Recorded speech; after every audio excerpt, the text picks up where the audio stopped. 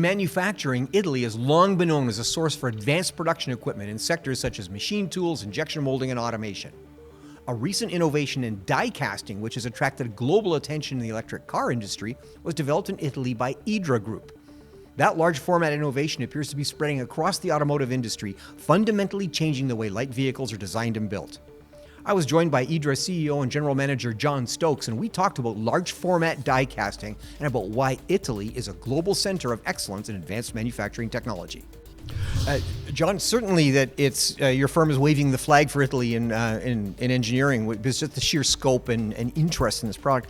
In general, is there a de-risking component in simply sourcing Italian equipment? I know I've never heard anyone in the machine tool industry or the plastic injection molding industry, for example, or the laser cutting industry or the robotics industry ever say, I bought Italian equipment, but it's risky. Quite the opposite. Usually it's a matter of, I don't want to go with firms that I don't know, but I want to go with people that I know can deliver. Essentially, the Italian psyche is very driven. They want to achieve something that has a certain degree of panache, a certain degree of style about it. So giving them a challenge where everybody else says it can't be done is like, typically for an Italian, you go, okay, come on, let's roll up our sleeves and have at it. We can do this. We can give it our best shot. And I think that's an attitude of towards risk management, let's say, that other nations will generally tend to shy away from. We talk about other nations within Europe or talking about in Asia, and there tends to be this area of doing things and playing safe.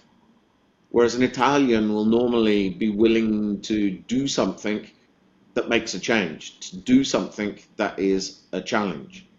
Now here in the Brescia area, for example, the companies were also very famous for threading machines and for the production of socks, believe it or not, and stockings.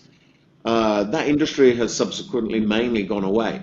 And so there's a real feeling in the area of wanting to continue to be innovative so that we can remain current.